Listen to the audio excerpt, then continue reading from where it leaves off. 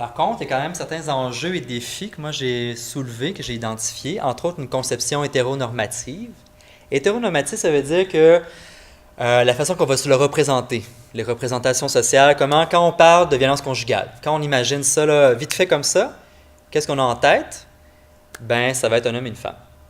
Ça, en soi, bon, ça reste quand même, c'est une société hétérosexuelle en majorité. Ou juste, là, je veux pas taper sur la tête du comité organisateur, mais le symbole en violence conjugale, ce qu'on voit, ben, c'est les symboles homme-femme. Donc, la façon qu'on va se représenter, ça peut être dans les campagnes publicitaires, comme en Belgique en ce moment, là, Fred et Marie, tout ça. Au Québec, c'est la même chose dans nos capsules. Dernièrement, cette année, il y a eu une facette des relations chez les lesbiennes qui a été abordée dans les campagnes nationales.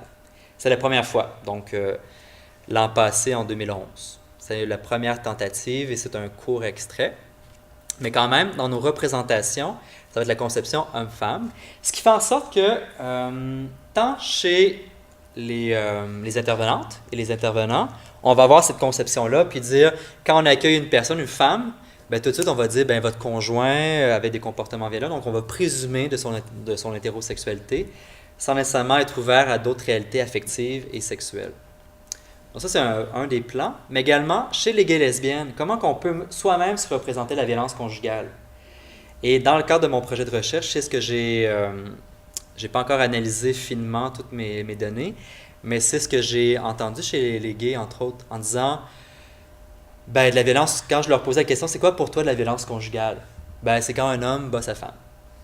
On résumait ça, puis c'est de la violence physique. Ça va être toujours ça. Hein. Tout le reste de violence, mais on disait, ben, ouais, dénigrer, ouais, ça peut être de la violence. Mais tout le reste, c'est très méconnu. Hein. C'est quand même soit un tabou ou carrément méconnu en termes de. Mais ça veut dire un homme et une femme, l'homme qui bat sa femme. Mais cette conception-là également va avoir ses difficultés pour un gars qui va être victime de violence. Ben, est-ce qu'il va être capable de reconnaître ce qu'il vit en disant, ben, est-ce que c'est de la violence ou c'est juste un conflit? Est-ce que je peux vraiment identifier? Parce que en termes de prévention, ça n'a jamais été illustré dans aucune. Visuellement, je peux même pas me l'imaginer parce que ça n'a jamais été mentionné. Donc, ça va être comme certaines barrières, certains défis supplémentaires d'une conception hétéronormative de la violence conjugale.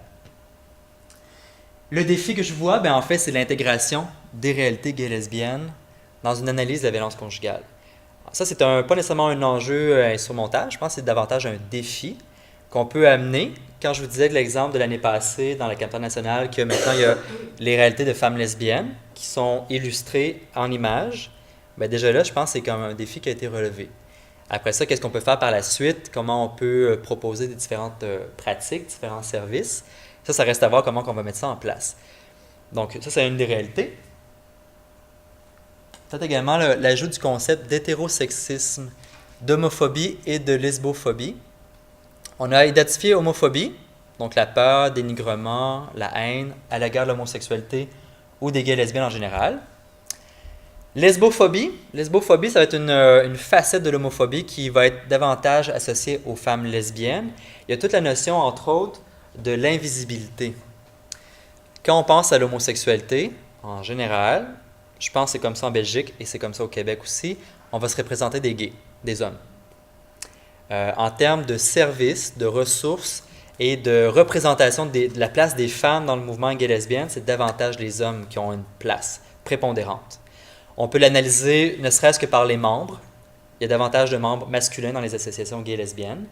Sur les conseils d'administration, c'est majoritairement des hommes gays, très peu de femmes. À part peut-être concernant l'homoparentalité, que là, c'est les femmes qui sont en majorité, qui vont avoir une plus grande place, mais sinon, c'est davantage. Donc, en termes de lesbophobie, ça va également renvoyer à l'idée de l'invisibilité au sein même de la communauté gay-lesbienne, qui entraîne également son sentiment d'exclusion, de non-reconnaissance dans les revendications, dans les services qui sont offerts et les ressources. En fait, quand on parle de sexisme, hein, c'est dire que c'est les rapports sociaux de genre, donc le masculin est plus fort, plus valorisé. Ben, l'hétérosexisme, c'est ça aussi, c'est l'hétérosexualité qui est valorisée, qui est donc on hiérarchise les sexualités en disant que l'hétérosexualité, c'est ce qui est correct, c'est ce qui devrait être, c'est ce qui est naturel. Donc en termes de c'est contre nature, c'est une maladie, ça peut renvoyer à des connotations hétérosexistes. Et en intervention, ça c'est central. Et je vais m'attarder un peu plus là-dessus pour les prochaines minutes, en fait. Voilà le temps qui me reste. Comme intervenante, je doute que vous ayez à avoir des propos très homophobes ou clairement affichés en disant c'est contre la nature, t'es un déviant, ou ça quand même, ça m'étonnerait énormément. Mais une attitude hétérosexiste, ça c'est beaucoup plus sournois et des fois on s'en rend même pas compte. Moi-même, parfois, je suis hétérosexiste. Je pense qu'on l'est tous à certains moments, mais des fois, il faut peut-être s'en rendre compte. En intervention, comment ça peut être vécu ou véhiculé? Il y a la version soft, je dirais. Comme je vous disais tantôt, je rencontre Lucie la première fois dans mon bureau en intervention, je suis assistant social, et ton conjoint. Donc, une petite question comme ça, on ouvre la porte, mais on présume, et déjà là, on présume de son hétérosexualité. Ça, c'est la petite version que on va faire tous et toutes, je crois, à un moment ou à un autre. Un exemple, moi-même récemment, il y a une fille que je connais pas beaucoup, c'est une connaissance, enceinte, et je lui dis « Ah, ok, comment il s'appelle le papa? » Présumé que c'était un papa. Puis là, elle me regarde, elle dit « Kevin, mais voyons, toi, tu me dis ça? Je suis lesbienne, j'ai été inséminée. » Je dis « Ah, oh, ok, whoops. » Ça, est-ce que c'est de l'homophobie? Non. Une maladresse, peut-être un... Comment on peut facilement changer les choses sans que ça coûte, c'est pas un sou? Et ça, je pense, c'est là que je veux semer la réflexion dans vos pratiques. Comment votre attitude, par votre attitude puis votre façon de voir les rapports amoureux, parce que c'est le contexte de la violence conjugale, comment, par vos questions en intervention, et comment vous allez être inclusive également dans votre accompagnement. Et c'est là que, pour justement mettre de côté un peu plus l'hétérosexisme. La question conjoint, ben, ça peut être facilement remplacé par « As-tu quelqu'un dans ta vie? » Ça, c'est le classique. Dire les deux, as-tu un conjoint ou une conjointe, ça peut être mal reçu, mal accueilli par une personne. Parce qu'elle va dire, pourquoi tu me demandes ça? Est-ce que j'ai l'air lesbienne ou est-ce que j'ai l'air gay? Et là, c'est là que la personne peut se braquer. Si vous êtes dans une maison d'hébergement pour femmes, puis là, vous, dans un bon vouloir, vous dites, as-tu un conjoint ou une conjointe? Ben, la femme peut très bien mal le prendre en disant, ben ça, j'ai l'air lesbienne, c'est ça ce que tu veux dire. Par ta question, j'en comprends que j'ai l'air lesbienne. Et ça peut entraîner son lot d'incompréhension. Puis pourtant, c'est un sentiment de bon vouloir, vous voulez bien faire les choses. Moi, je vous propose davantage, terme neutre, avez-vous quelqu'un dans votre vie? Comme ça, qu'est-ce que ça procure comme attitude et comme intervention? C'est que ça ouvre une porte. Ça ne veut pas dire que la personne homosexuelle va saisir l'opportunité pour vous en parler. Parce qu'elle ne vous connaît peut-être pas, elle n'a peut-être pas confiance en vous encore, il n'y a pas encore le lien thérapeutique qui a été établi. Et en termes de méconnaissance ou de crainte, ben, si elle ne sait pas, elle ne vous connaît pas, ben, si elle a une crainte que vous soyez peut-être homophobe, elle va peut-être attendre un peu, voir par votre attitude si vous avez un discours inclusif. Mais déjà, ça va donner un indice en disant mais peut-être que je vais pouvoir y en parler à cette intervenante-là. Je crois qu'elle pourrait être sensible à ce que je peux vivre. Par son discours, son langage, son vocabulaire. Ne serait-ce que ça, c'est un point de départ qui peut sembler un peu banal. On va dire, ouais, mais là, par une question, mais quand même, et ça a été quand même bien documenté par la demande d'aide des gays lesbiennes, le vocabulaire et l'attitude d'une intervenante ou d'un intervenant fait toute la différence.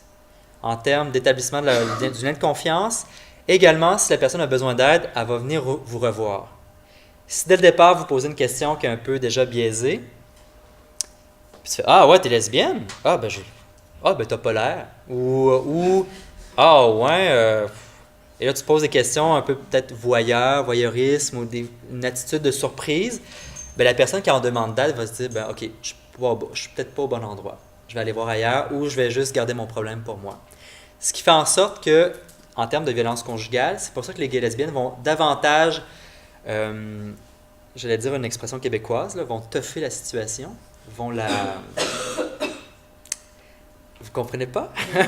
Teuffer une situation, vont garder un problème plus longtemps, vont endurer une situation beaucoup plus longtemps que les victimes hétérosexuelles, parce qu'en se disant vers qui je me tourne, bon, je vais garder ça mon problème, et ce qui va faire une escalade de l'escalade de la violence, en fait.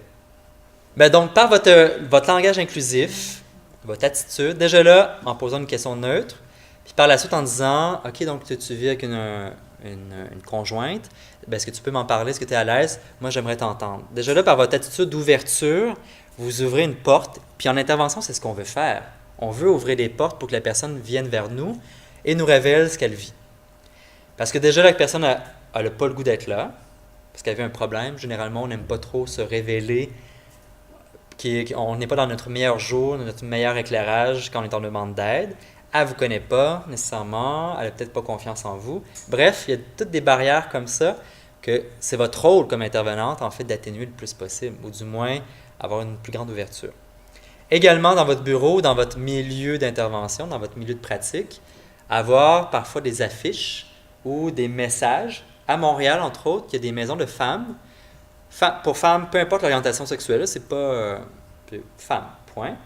Mais ils ont clairement affiché sur leur site internet et à l'entrée, ils ont des affiches avec différentes couples. Donc, on peut voir un homme, une femme et 2 femmes également. Donc, déjà là, une femme qui arrive, qui met les pieds là, sait que, OK, il y a une certaine ouverture si le milieu a affiché une affiche, propose du moins une diversité de modèles. Également, en termes de site internet, il y a déjà également entre autres le Centre de femmes de Verdun qui mentionne explicitement en disant que nos services sont offerts à toutes les femmes, peu importe l'orientation sexuelle. Point.